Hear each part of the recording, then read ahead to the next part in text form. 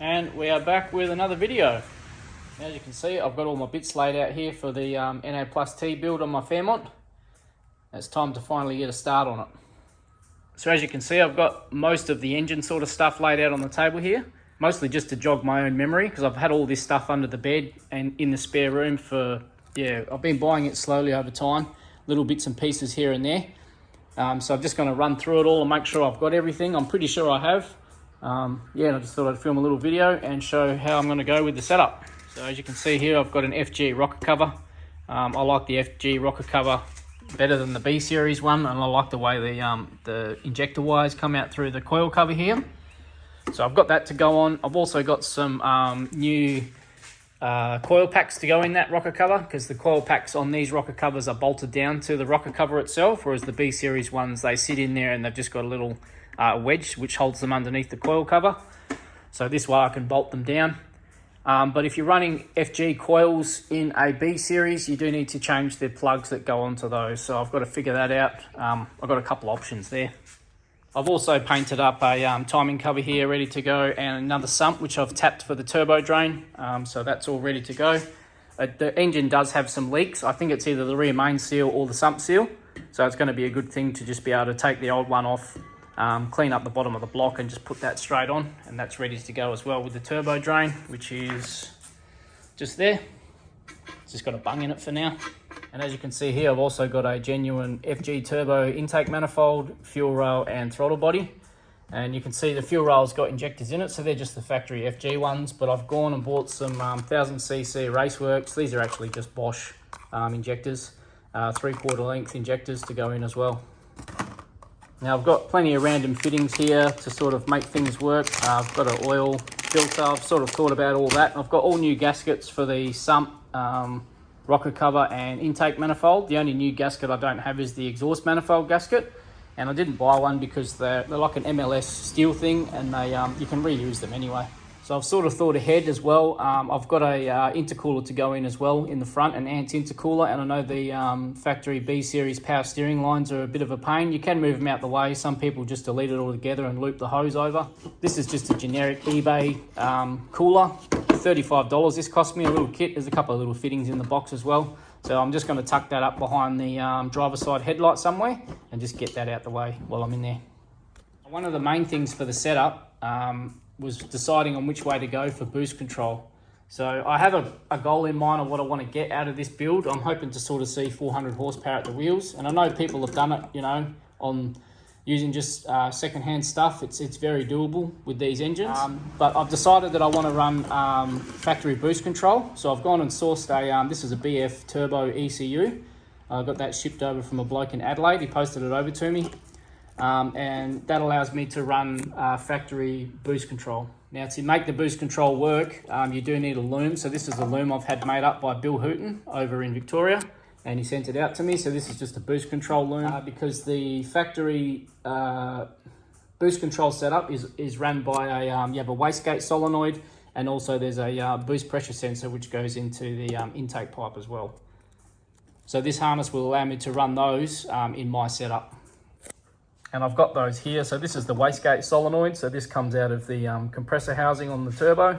So I'll just need to drill and tap a little fitting into here to get a boost reference, and that goes into this little guy, and that'll send a signal to the ECU and tell it what to do, and also to the wastegate as well. But we'll worry about that when it comes time to fitting it. Now I was lucky enough to pick up this little bracket. This is the proper wastegate solenoid bracket. I got this in a box of goodies, FG goodies. With the wastegate solenoid, but I've gone and bought a brand new one from TI Performance, and I've got all new boost pressure sensor. I've also got the 4-bar fuel pressure reg, and the I can't remember what the turbo map sensor as well. So I've got a Demon Pro Parts, I think it's called, oil drain kit. Some of this kit I probably won't use because I've got fittings from other things. I've even gone and bought a different fitting for the drain off the turbo itself, because in the kit you get a 90 and a 45 degree fitting, these two. So I think you're meant to use the 90 in the sump and the 45 off the bottom of the turbo, but I'm not really a fan of putting the 90 in the sump. I'd much prefer a 45, just so it's got a bit better flow. And I went and bought a straight fitting to come straight off the turbo. I don't know if that's going to work, but yeah, we'll figure that out when we get there. I've also got some titanium studs. It's a full stud kit, so I've got a stud kit for the intake manifold and the exhaust manifold.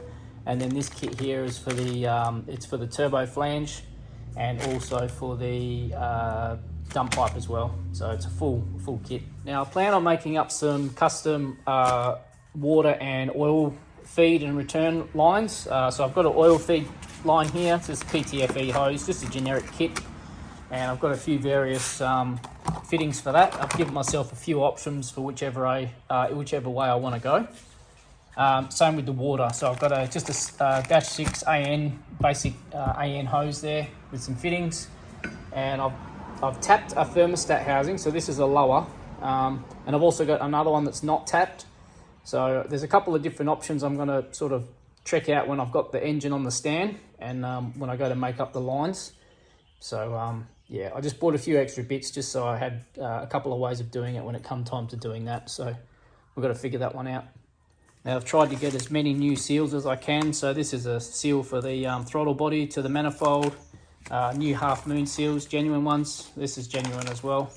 For the sump, I've got some new genuine thermostat seals that go into the thermostat housing for the hard lines. So one goes in the back of the water pump and one into the lower thermostat housing.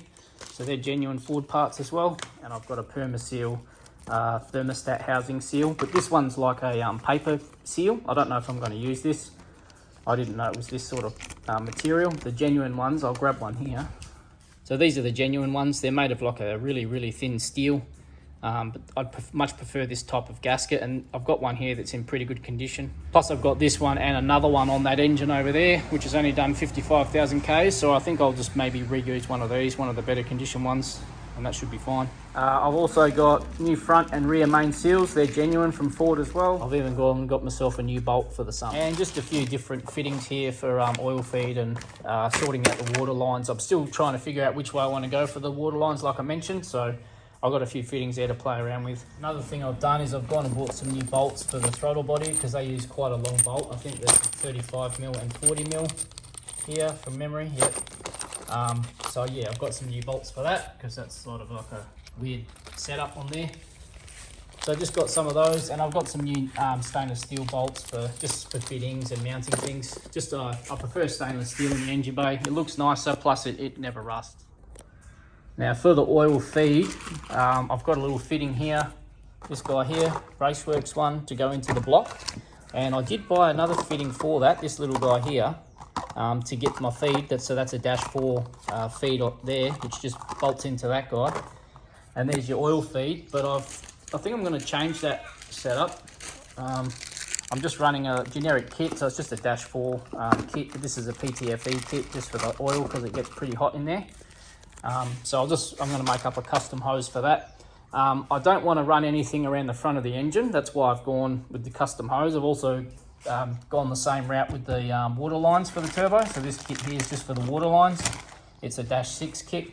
That's just an AN kit, not a PTFE. But what I'm thinking of doing with the oil drain, I bought these parts way back, but I've seen a video online where a guy has actually put the, where is it? So here's the oil filter. So you need an oil filter in your line to protect the turbo. It's what originally killed a lot of these engines from factory.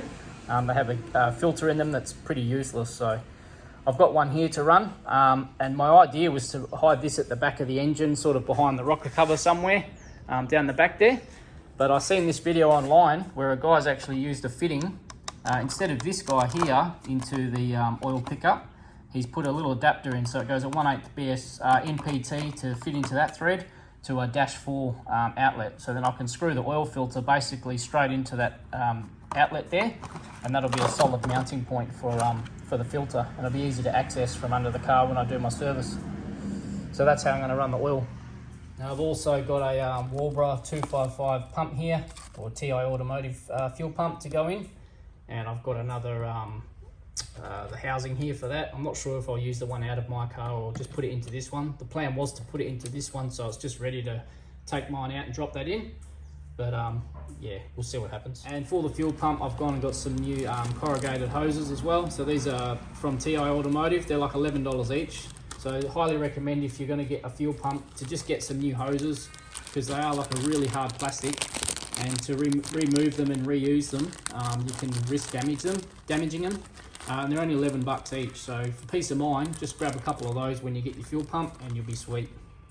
Now I've also got some Crow valve springs to go in as well, so I've gone and got myself a valve spring removal tool. So I'm kind of looking forward to that. I've never done them before. I've watched plenty of videos online on how to do them, so I'm sort of looking forward to that. It's going to be a good little job to do. And this is just the tool here. I got this on eBay, really cheap. It was like I think $150 or something like that. I was going to try and look for borrowing one or renting one out, but I thought, I got the valve springs pretty cheap. I bought the tool. If I was to pay somebody to put them in the car, I've probably still saved money buying the tool and the springs myself, and I'll have the tool for, you know, if I ever do anything like this in the future, which who knows, I may do. Plus I love having new tools. So that's really it. I just wanted to do a quick rundown on all the parts. It's really for my own peace of mind, just to make sure I've got everything here, which I pretty much do. Like I said, there's a couple of bits coming in the mail, but they're not things that are going to hold me up. I was going to paint a couple of more pieces, which I have, but I'm not too sure yet. I did want to paint the exhaust manifold because these go a bit rusty once they get a few heat cycles through them. So just to prevent that, I'll probably give that a bit of flame-proof paint. But that's really it. Now there is a bit of a hiccup. I've got 10 days off of work as of today to get all this fitted, so I'll be doing that. But I'm not going to be able to actually get the car on the road and to the tuner. I mentioned in a previous video, their workshop had a fire. So I'm not sure if they lost their dyno in that fire or whatnot, but they are waiting on a new dyno to come in. That was a few weeks back now. And then once they get the dyno in and all up and running, he said it's probably a couple of weeks until they're starting to look at booking people in. So that gives me plenty of time to do this, which is good. And another hold up is just the dump pipe. So I've got the wastegate here, and I've got a screamer pipe for that, which I want plumbed back into the dump pipe. And I want to get that done before I get the car down to the tuner, so then there's nothing else to do. But I can't get that plumbed back in without these parts being on the car, because the fabricator is going to have to know where to plumb that back in. So I need it all sitting in the car and fitted up, mocked up, so we can get some measurements and sort of go from there. So it's sort of good. It gives me no rush to get this done. I'm not really under the pump. I'm just going to take my engine out, put it on the engine stand over there, and I'll mock up all these parts. I'll mock up the turbo because I'll have to clock that. I can run my water lines and oil feed lines to the turbo because they'll be in the position that they're going to be in. I can fit the sump and do all that sort of stuff. So I can get a whole lot done. But I do want to start the car before I take it to the tuner. So I'm in a bit of a predicament there. Problem being, once you put this FG manifold onto the car, the injectors are different. So they're different lengths to the B series ones that I have in there now. So in theory, you think you could just put the B series injectors into this fuel rail and it will work, but it's not the case. These are factory FG injectors, so I'm hoping that I might be able to get the car started with these injectors in this rail, and then I can just swap these over in the car rather than doing it outside. I would like to do it on the stand so I can make sure it's all done nice, but I do want to get the car running before I take it to the tuner. I need to make sure there's no leaks and no issues with it before I get it down to him. Because the last thing I want to do is get it to the tuner and then, he gets it up on his dyno ready to fire up. It fires up and then there's a bloody oil leak or coolant leak. That's the last thing we want. So I just want to start the car at home to make sure it's all good before I take it down there. So what I'm thinking of doing is putting the manifold in, hopefully leave these injectors in. I'm going to leave my factory ECU in there, put the engine oil back in the car.